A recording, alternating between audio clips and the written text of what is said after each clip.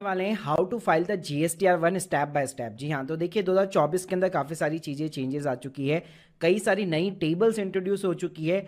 तो B2B का चाहे डेटा हो, B2C का डेटा हो, तो कैसे आपको GSTR1 के अंदर डालना है, नील की GSTR है, टैक्सेबल है, बल्क डेटा कैसे इंसर्ट किया जाता है, तो ये सारी चीज़ें ना एक ही वीडियो के अंदर आपको आज जानने को मिल जाएगी। तो प्लीज़ पूरा वीडियो यहाँ पे ज़रूर देखिए। मैं आ चुका हूँ सीधे अपने पोर्टल के ऊपर, तो चलिए शुरुआत करते हैं हम लोग। स्टेप बाय स्टेप आपको प्रोसेस बताता हूँ। तो लॉगिन करने के बाद में पहले आपको सर्विस वाले टैब के अंदर जाना है। यहाँ पे आपको रिटर्न्स का ऑप्शन मिलेगा, यहाँ पे सिंपली आप रिटर्न डैशबोर्ड के अंदर जाइए। इसके बाद में यहाँ पे आपको फाइनेंशियल ईयर सेलेक्ट करना है। देखिए रिटर्न्स जो है दो तरीके से फाइल होती है, क्वार्टरली बेस पे भी होती है और मंथली बेस पे भी होती है। अब ये डिपेंड करेगा कि आपने क्या सेलेक्ट किया हुआ है। वैसे अगर आप क्वार्टरली या मंथली को यहाँ पे चेंज भी करना चाहते हैं तो यहाँ पे रिटर्न्स के अंदर ही आपको ऑप्ट इन का ऑप्शन मिल जाएगा, अगर आप क्वार्टरली बेस पे फाइल करना चाहते हैं या फिर मंथली ऑप्शन चूज करना चाहते हैं। तो मेरे केस में यार मंथली वाला ऑप्शन है, तो 24-25 मैंने अपना सेलेक्ट कर लिया है। क्वार्टर के अंदर मैंने अप्रैल जून जो है सेलेक्ट कर लिया है। मैं यहाँ पे मई की GSTR1 फाइल करने वाला हूँ। तो जैसे सर्च बटन के ऊपर क्लिक करूंगा, अब स्क्रीन के सामने आप देख सकते हैं GSTR1 के ऊपर प्रॉपर यहाँ पे आपको ड्यू डेट मिलेगी, जिसके पहले आपको डेटा अपलोड करना पड़ता है ताकि जो सामने वाली पार्टी है वो इनपुट टैक्स क्रेडिट का यहाँ पे क्लेम कर सके। अगर इस ड्यू डेट के बियॉन्ड अगर आप GSTR1 फाइल करते हैं तो देखिए वैसे तो कोई लेट फीस नहीं लगती है अगर आप GSTR3 भी टाइम के ऊपर फाइल कर देते हैं, लेकिन स्टिल जो है सामने वाली पार्टी जो है, आप जो भी यहाँ पे टैक्स क्रेडिट पास करेंगे सामने वाली पार्टी को, वो उसको यहाँ पे जो है अवेल नहीं कर पाएगी। तो बेटर होगा कि हमेशा ड्यू डेट के पहले ही आपको GSTR1 फाइल करनी है। अब फाइल करने के भाई दो तरीके हैं, यहाँ पे आपको ऑनलाइन भी मिल जाएगा, ऑफलाइन भी मिल जाएगा। तो चलिए पहले ऑनलाइन के साथ शुरुआत करते हैं। तो जैसे यहाँ पे आप GSTR1 को ओपन करते हैं तो सबसे पहले टॉप के अंदर ही एक ऑप्शन देखने को मिल जाता है। तो देखिए अगर आपके नील की रिटर्न है, अगर आपने कोई भी सेल नहीं की है उस मंथ के अंदर, उस क्वार्टर के अंदर, तो यहाँ पे सिंपली फाइल नील GSTR1 के ऊपर आपको क्लिक करना है। तो आप देख सकते हैं सारे कॉलम्स यहाँ पे हाइड हो जाते हैं और सिंपली अपनी GSTR1 जो है एक OTP डाल के आप सबमिट करा सकते हैं। तो ये नील की GSTR जो है बहुत ही सिंपली तरीके से फाइल हो जाती है, बस ऊपर आपको ये ग्रीन चेक बॉक्स लगाना होता है और सिंपली अपनी आप सबमिट कर सकते हो। अगर आपको नील की GSTR फाइल नहीं करनी है तो यहाँ पे आपको कई सारी टेबल्स देखने को मिल जाएगी। अब इसमें जो मोस्ट पॉपुलर टेबल्स होती है B2B इनवॉइस की टेबल्स होती है और B2C इनवॉइस की टेबल्स होती है। तो चलिए पहले हम लोग इन दोनों टेबल्स को समझ लेते हैं, बाकी टेबल्स के ऊपर बाद में डिस्कशन करेंगे। तो पहले स्टार्ट करते हैं हम लोग B2B के साथ में। तो भाई B2B का मतलब ये होता है कि आपका जो भी एंड कस्टमर है उसके पास में भी एक GST नंबर है और आपने उसको यहाँ पे टैक्स क्रेडिट यहाँ पे बेसिकली पास करना है। तो यहाँ पे आपको ऐड रिकॉर्ड के ऊपर क्लिक करना है। सबसे पहले यहाँ पे आपको जो सामने वाली पार्टी है उसका GST नंबर डालना है। GST नंबर जैसे आप इंसर्ट करेंगे तो आप देख सकते हैं रेसिपिएंट नेम के अंदर ऑटोमेटिकली उस फर्म का जो भी नाम होगा, जो भी ट्रेड नेम होगा, वो आपको देखने को मिल जाता है। अब यहाँ पे आपको सिंपली इनवॉइस नंबर, इनवॉइस की डेट हो गई, ये इंसर्ट करने हैं। इसके बाद में यहाँ पे आपको टोटल इनवॉइस वैल्यू डालनी है। ध्यान रखिएगा ये टैक्सेबल वैल्यू नहीं है, टोटल इनवॉइस वैल्यू है। तो आप अपना सिंपली इनवॉइस उठाइए और GST ऐड करने के बाद में जो अमाउंट आ रहा है वो आपको यहाँ पे ऐड करना है, यानी इस अमाउंट के अंदर GST इंक्लूड होना चाहिए। इसके बाद में नीचे अगर आप देखेंगे तो यहाँ पे जो है आपको प्लेस ऑफ सप्लाई मिल जाएगी। तो वो जिस भी स्टेट का है वैसे तो बाय डिफॉल्ट सेलेक्ट हो जाएगा क्योंकि आप जैसे GST नंबर डालेंगे। इसके बाद में यहाँ पे जो है अगर आप चेंज भी करना चाहते हैं तो चेंज भी कर सकते हैं। तो यहाँ पे आप देख सकते हैं सप्लाई टाइप में आपकी इंटर स्टेट आ चुकी है, यानी कि विद इन द स्टेट आप ये सप्लाई कर रहे हैं। नीचे अगर आप जाएंगे तो यहाँ पे ऑटोमेटिकली आपको CGST और SGST के कॉलम मिल जाएंगे। अगर ये इंटर स्टेट होता तो उस केस में यहाँ पे आपको IGST देखने को मिल जाता। अब क्या करना है, यहाँ पे आपकी जो भी टैक्स रेट है, जैसे अगर ये 5% के ऊपर एप्लीकेबल होती है तो सिंपली आपको टैक्सेबल वैल्यू डालनी है जिसके अंदर GST का अमाउंट इंक्लूड नहीं होना चाहिए। तो यहाँ पे मैंने जो है अपनी टैक्सेबल वैल्यू डाल दी। तो यहाँ पे आप देख सकते हैं ऑटोमेटिकली इसने CGST और SGST दोनों कैलकुलेट करके मेरे को दे दिया है, जिस भी रेट वाले कॉलम के अंदर मैंने टैक्सेबल वैल्यू डाली है। तो इस तरह से आपका एक प्रॉपर B2B इनवॉइस जो है, डेटा जो है यहाँ पे आपका इंसर्ट हो जाता है। आप इसको आप सेव कर सकते हैं और इसी तरह अगर आपको 1 बाय 1 डेटा डालना है तो इसी टेबल के अंदर आप 1 बाय 1 जो है ऐड रिकॉर्ड के ऊपर क्लिक करके डेटा इंसर्ट कर सकते हैं, आपके जितने भी पार्टीज का डेटा है उनका। मान लीजिए आपके पास में अगर 2 से 3 एंट्री है तो आप आसान से मैनुअल तरीके से 1 बाय 1 यहाँ पे रिकॉर्ड ऐड करवा सकते हैं। लेकिन अगर आपके पास में मान लीजिए 50 इनवॉइस है, 100 है, 500 है, 1000 इनवॉइस है, तो अगर उसको आपको ऐड कराना है तो वो बल्क डेटा कैसे इंसर्ट होगा वो मैं आपको वीडियो के एंड में बताऊंगा। अब हमारी जो नेक्स्ट सबसे इंपॉर्टेंट टेबल है वो है B2C की टेबल। जी हाँ, तो इसके अंदर आपको उन सभी का डेटा इंसर्ट करना है जो आपका एंड कस्टमर है, उसके पास कोई GST नंबर नहीं होगा। जी हाँ, तो यहाँ पे आपको स्टेट वाइज जो है सप्लाई डालनी पड़ेगी। आपको ऐड रिकॉर्ड्स के ऊपर क्लिक करना है। आपको क्या करना है, यहाँ पे आपको कई सारे स्टेट्स देखने को मिल जाएंगे। एग्जाम्पल के लिए आपको ये करना है कि आपके दिल्ली वाले जितने भी कस्टमर्स हैं, ठीक है, उनका जो भी टैक्सेबल वैल्यू है वो आपको सिंपली तरीके से यहाँ पे इंसर्ट करनी है। टैक्सेबल वैल्यू का मतलब है कि इस अमाउंट के अंदर आपका जीएसटी इंक्लूडेड नहीं है, यानी कि आपको यहाँ पे ग्रॉस वैल्यू डालनी है। लेट से आपने मान लीजिए दिल्ली के अंदर जो है आपके जितने भी कस्टमर थे, आप सभी ने उनका टोटल मारा, तो 5 लाख रुपए की आपकी टैक्सेबल वैल्यू यहाँ पे बन रही है।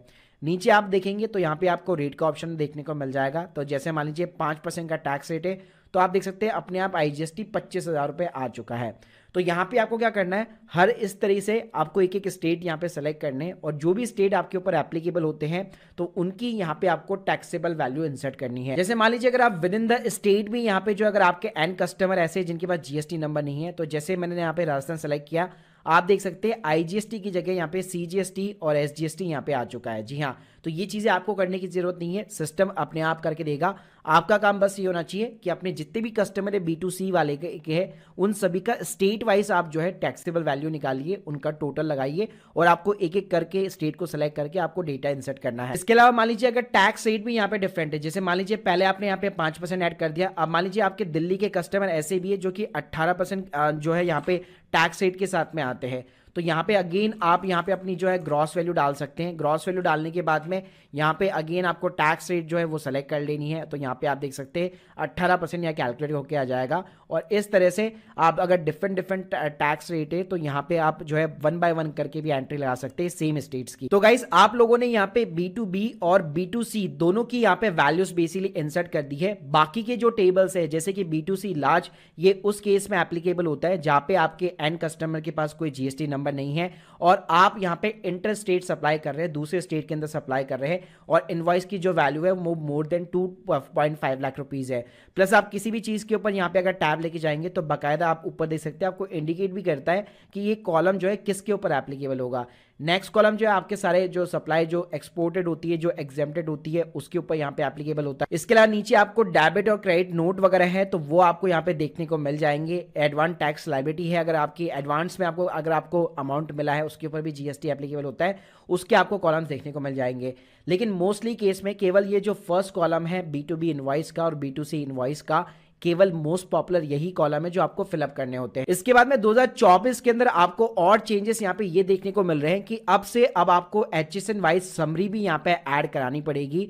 और यहाँ पे अगर आप ई कॉमर्स सप्लायर है जैसे Amazon, फ्लिपकार्ट, मीशो के ऊपर अगर आप अपने प्रोडक्ट बेचते तो आपको इस टेबल को भी यहाँ पे फिलअप करना पड़ेगा। तो इस समरी से फिलअप करने से पहले आपको यहाँ पे B2B और B2C इनवॉइस दोनों का यहाँ पे जो है यहाँ पे डिटेल्स ऐड कर लेना है, क्योंकि उसी की समरी आपको इस वाले कॉलम के अंदर एंटर करनी है। तो जैसे एग्जांपल के लिए मान लीजिए मैं एक सर्विस प्रोवाइडर हूँ टेक्सटाइल के अंदर, और मुझे अपना जो है HSN कोड यहाँ पे पता है। अगर आप लोगों को नहीं पता तो आप गूगल वगैरह कर सकते हैं, तो यहाँ पे आपको अपना HSN कोड देखने को मिल जाता है।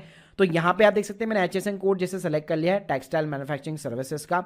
अब मेरे को यहाँ पे अपनी टोटल टैक्सेबल वैल्यू डालनी है। जी हाँ, जिसके अंदर मेरा B2B और B2C दोनों ही ऐड होगा, तो दोनों की जो भी टोटल टैक्सेबल वैल्यू है जिसके अंदर जीएसटी का अमाउंट इंक्लूड नहीं होना चाहिए, वो मेरे को यहाँ पे वैल्यू डालनी है। तो एग्जांपल के लिए जैसे हम लोगों ने केवल एक ही इनवॉइस डाला था B2B का, तो वही मेरी यहाँ पे टैक्सेबल वैल्यू आ चुकी है और टैक्स रेट मेरा 5% का है। तो उसी तरह मेरा यहाँ पे जो भी टैक्स रेट था वो मेरे को सिंपली यहाँ पे इंसर्ट करना है CGST और SGST के अंदर। ऐड करने के बाद में यहाँ पे सिंपली आपको जो है सेव करा लेना है और वापस आपको यहाँ पे बैक जाना है। तो यहाँ पे आप देखेंगे आपका यहाँ पे जितने भी इनवॉइसेस थे उन सभी का यहाँ पे HSN वाइज जो समरी है वो यहाँ पे ऐड हो चुका है। अब गाइस अगर आप अपने प्रोडक्ट फ्लिपकार्ट, मीशो इन पे बेचते हैं तो ये 14 वाला कॉलम भी आपके ऊपर एप्लीकेबल होता है, जहाँ पे अगर आपका जो TDCS वगैरह जो करता है वो आपको यहाँ पे डालना पड़ता है। अब ये टेबल कैसे फिलअप होगी यार, उसके लिए मैं एक पूरा सेपरेट वीडियो बना दूंगा। ई कॉमर्स के लिए यहाँ पे जीएसटी रिटर्न कैसे फाइल होती है, क्योंकि पूरा ही उनका अलग से ना प्रोसेस वगैरह होता है, तो मैं एक सेपरेट वीडियो बना दूंगा। अब बात करते हैं, हम लोगों ने सिर्फ यहाँ पे एक ही इनवॉइस ऐड कराया। अब मैंने जैसे आप लोगों को बताया कि अगर आपके पास में बल्क इनवॉइस है तो वो आप यहाँ पे कैसे अपलोड करा सकते हो। भाई उसके लिए क्या करना है, आपको जीएसटी की वेबसाइट के ऊपर यहाँ पे सिंपली आना पड़ेगा। यहाँ पे आपको जो है डाउनलोड सेक्शन में जाना है, ऑफलाइन रिटर्न वाले सेक्शन के अंदर यहाँ पे रिटर्न आपको ऑफलाइन टूल यहाँ पे सेक्शन मिल जाएगा, इसको सिंपली डाउनलोड कर लीजिए। डाउनलोड करने के बाद में इस फोल्डर को जब आप अनजिप करेंगे तो यहाँ पे आपको जीएसटी ऑफलाइन टूल मिल जाएगा, प्लस यहाँ पे आपको टेम्पलेट्स देखने को मिल जाएंगे। जैसे आप देख सकते हैं सेक्शन वाइज यहाँ पे आपको जीएसटी 1 के अंदर टेम्पलेट्स देखने को मिल जाते हैं। तो यहाँ पे आपको एक टेबल देखने को मिल जाएगी B2B की, जो यहाँ पे आपको ओपन करनी है। अब ये टेम्पलेट भाई जैसे आप ओपन करेंगे तो इस टाइप की एक एक्सेल शीट यहाँ पे ओपन हो जाती है, जिसके अंदर ऑलरेडी एक डमी डेटा आपको ऑलरेडी दिख रहा होगा। जी हाँ, अब यहाँ पे आपको क्या करना है, आपको 1 बाय 1 करके आपके जितने भी इनवॉइस है सभी का आपको जीएसटी नंबर डालना है, आपको पार्टी का नाम डालना है, इनवॉइस नंबर हो गया, डेट्स हो गई, इनवॉइस की वैल्यूज हो गई, प्लेस ऑफ अप्लाई कौन सा रहेगा आपका, राजस्थान रहेगा, दिल्ली रहेगा, वो आपको इंसर्ट करना है। रिवर्स चार्ज एप्लीकेबल है कि नहीं है तो यस और नो के अंदर जवाब देना है। मोस्टली आपका नो के अंदर रहेगा। Applicable percentage of tax rate, यहाँ पे आपको कुछ नहीं करना है, इसको आपको ब्लैंक रखना है। इनवॉइस टाइप के अंदर आपका यहाँ पे हमेशा रेगुलर B2B होगा मोस्टली केस के अंदर। ई कॉमर्स जो GSTI नंबर है ये भी आपको ब्लैंक छोड़ना है। रेट के अंदर आपकी जो भी रेट एप्लीकेबल होती है जो आपके GST के ऊपर, वो आपको यहाँ पे इंसर्ट करनी है। जैसे मेरे के ऊपर 5% एप्लीकेबल होती है तो मुझे 5 रखना है। लास्ट में यहाँ पे आपका टैक्सेबल वैल्यू हो गया और सेस अमाउंट को आपको 0 रखना है। तो जैसे आप लोग स्क्रीन के सामने देख सकते हैं, मैंने इसी फॉर्मेट के अंदर अपना पूरा डेटा जो है ऑलमोस्ट मैंने यहाँ पे प्रिपेयर कर लिया है।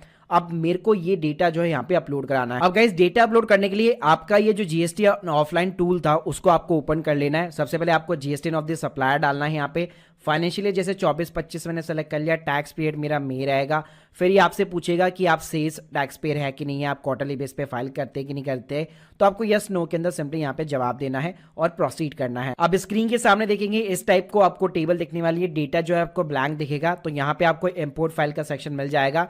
तो जो एक्सेल फाइल हम लोगों ने प्रिपेयर कर रखी है तो यहाँ पे आपको जो है B2B सेलेक्ट करना है और इंपोर्ट CSV के ऊपर क्लिक करके उस फाइल को अपलोड करा देना है। यहाँ पे आप देख सकते हैं जैसे मैं इस फाइल को अपलोड कराऊंगा तो यहाँ पे ये सक्सेस आ चुका है और यहाँ पे सारा डेटा मेरा अपलोड हो चुका है। और जैसे मैं व्यू समरी के ऊपर क्लिक करूंगा तो आप देख सकते हैं 15 के 15 जो इनवॉइस जो एक्सेल बेस्ड थे वो यहाँ पे इस वाले सिस्टम के अंदर अपलोड हो चुके हैं। प्लस इसका टैक्स अमाउंट भी यहाँ पे मैं अपने डेटा के साथ में सिंपली जो है वेरीफाई कर सकता हूँ। आपको कुछ नहीं करना, मेरे को यहाँ पे जनरेट फाइल बटन के ऊपर क्लिक करना है और एक JSON फाइल यहाँ पे जनरेट हो जाएगी जिसको मेरे को सेव करा लेना है। जैसे आपकी JSON फाइल यहाँ पे जनरेट हो जाती है, वापस आपको GST की वेबसाइट के ऊपर आना पड़ेगा और यहाँ पे जैसे हम लोगों ने प्रिपेयर ऑनलाइन किया था, यहाँ पे आपको प्रिपेयर ऑफलाइन बटन पे क्लिक करना है और यहाँ पे वो जो JSON फाइल है उसको आपको अपलोड करा देना है। तो यहाँ पे आप देख सकते हैं यहाँ पे JSON फाइल मेरी अपलोड हो चुकी है और with in the 5 to 10 minutes ये प्रोसेस हो जाएगी। तो 5 से 10 मिनट के बाद में वापस यहाँ पे मेरे को अपने रिटर्न्स के अंदर जाना है और यहाँ पे जैसे मैं प्रिपेयर ऑनलाइन बटन पे क्लिक करूंगा, आप देख सकते हैं पहले कैसे हम लोगों ने एक एक करके मैनुअली इनवॉइस डाला था, तो अभी ये पूरी फाइल यहाँ पे अपलोड हो चुकी है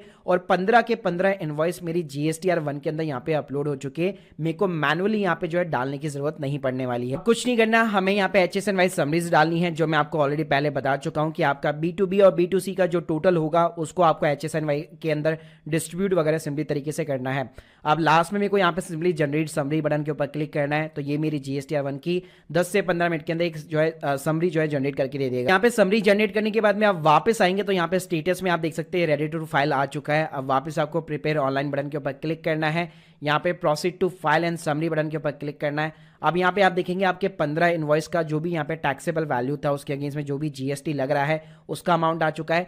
साथ में अगर आप नीचे नीचे जाएंगे तो HSN वाइज भी समरी में अगर आप देखेंगे तो यहाँ पे पूरा डेटा हमारा मैच हो रहा है। जी हाँ, तो यहाँ पे जो 12 नंबर वाली यहाँ पे जो समरी है आपकी और यहाँ पे ऊपर वाली जो समरी है वो डेफिनेटली यहाँ पे मैच होनी चाहिए। अब गाइस लास्ट में कुछ नहीं करना, आपको सिंपली फाइल स्टेटमेंट बटन के ऊपर क्लिक करना है। यहाँ पे सिंपली आपको जो है कंडीशन को यहाँ पे चेक करना है। यहाँ पे आपको अपना सिंपली एक EVC नंबर डालकर आप अपनी जो है GSTR1 को सबमिट कर सकते हो। जैसे आप वेरीफाई कराएंगे आप देख सकते हैं आपकी GSTR1 सिंपली तरीके से अपलोड हो चुकी है और अगर आप ड्यू डेट के पहले फाइल करेंगे तो आपका जो इनपुट टैक्स क्रेडिट है वो भी यहाँ पे फॉरवर्ड हो चुका है। तो गाइस ये था पूरा प्रोसीजर स्टेप बाय स्टेप कि कैसे आपको B2B और B2C का डेटा इंसर्ट करना है। अगर बल्क डेटा भी है तो कैसे आप B2B का यहाँ पे एक एक इनवॉइस की जगह एक साथ कैसे आप इनवॉइस वगैरह अपलोड करा सकते हैं। बाकी गाइस B2C में इतनी दिक्कत नहीं आती क्योंकि वहाँ पे स्टेट वाइज आपको डेटा डालना पड़ता है, तो आप आराम से मैनुअली कैलकुलेशन करके भी डेटा इंसर्ट कर सकते हो। So guys hope you like this video. अगर आप प्रोफेशनल सर्विस लेना चाहते हैं एक्सपर्ट के थ्रू तो link in the description box आप लोग